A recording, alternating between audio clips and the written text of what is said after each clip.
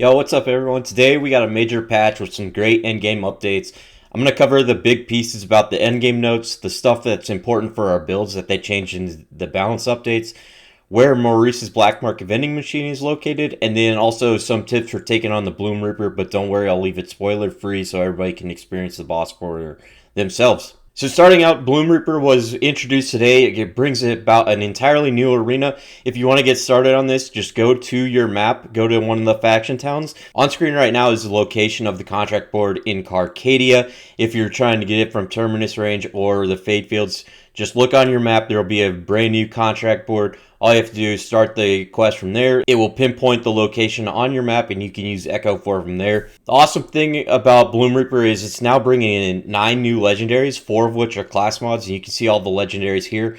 It's also introducing a timed system, so if you beat the boss within a minute and 30 seconds, you get a platinum tier reward, which is the Rainmaker Ripper Sniper Rifle. In order to get the class mods, you have to get a silver or higher. What you'll see is some of these legendaries can drop from the boss itself, but there will also be chests at the end of your run. Those are where I've gotten all of my legendaries from, as well as the sniper rifle will be in that chest if you beat it in platinum.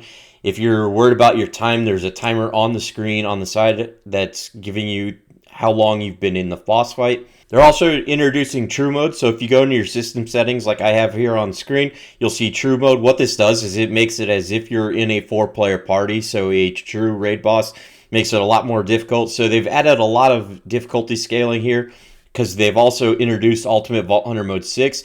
In order to get to Vault Hunter Mode 6, all you have to do is defeat the BloomReaper on Vault Hunter Mode 5 to automatically get into Tier 6. What this is introducing is Skillcraft, which is a new firmware in order to boost up our action skills, which is huge for things like Harlow's Green Tree builds. When you have all your action skill running at all times, or something like a Ricochet Rafa where you're dealing a lot of damage with your cannons. Those are also going to be benefiting a lot from the Skillcraft action skill boost, so take a note of that. There's a lot of changes to the bugs and the gameplay in general. I'm not going to go over all of those right now.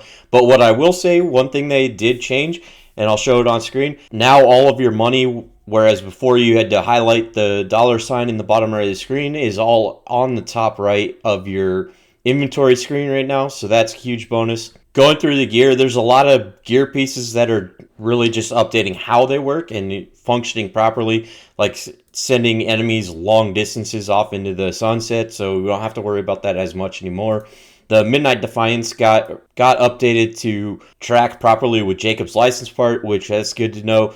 Bullets of Fair firmware is also should be working with COV mags. For our Vault Hunters, the big things they said coming into this was they wanted to change the way Reapers and Trouble and the Forge drones, any of your minions, how they were acting during their spawn phase. So they've done some buffs to that. Now Trouble has a blink attack that will automatically occur every 12 seconds if too far from a target. So that should help the way Trouble works. And then they've updated how there's an increased damage radius for Trouble, Reapers, and Forge weapons to also deal extra damage more reliably. So that should hopefully help. We haven't used much in the way of Trouble or the Forge drones just because they're not very powerful.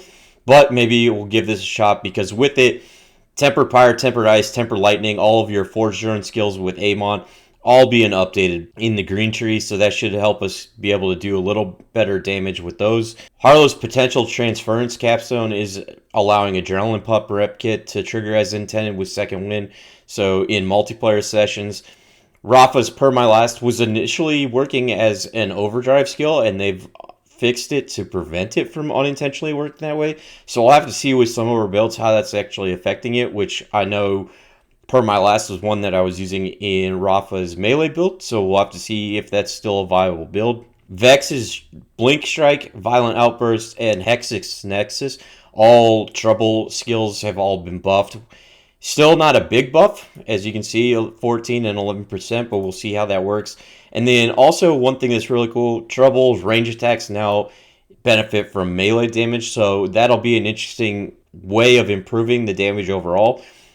Trouble, if you haven't used it since the beginning of the game, really hasn't gotten much in the way of buffs from gearbox, so this is nice to see, and we'll hopefully be able to make some trouble builds here in the near future. There's a whole host of audio and visual changes, split screen improvements, some UI text. These are kind of like hit and miss cases of bugs that people experienced, player improvements, things that people are seeing, and then in the way of performance, there's some things that have been updated that they're still optimizing, but they are saying that in the future they're looking at some even more improvements to the coding and how it's working. So hopefully for those of you that are still having performance issues, this will be able to fix that in the near future or in today's patch, just how the way it's working.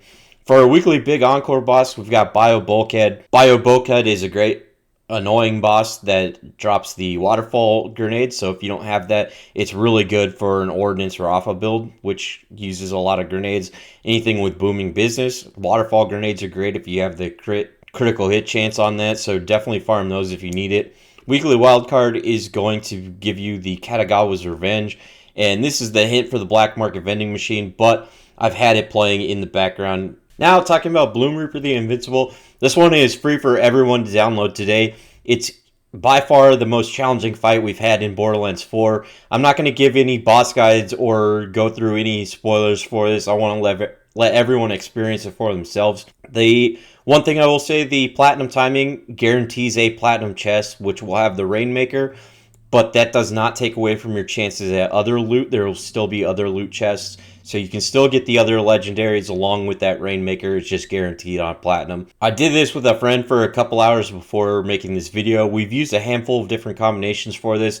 We've done both Rafa with Ricochet and Crypt builds, both using Bullet Buddy Deluxe and Torque Stickies. That worked really well, especially if you can time it right. It does take a little bit of timing to get it to work very well. I used a Harlow Neutron Capture build. That worked fairly well. I used an all Green Tree Vex gun build. That was viable. It's not as strong as the other options.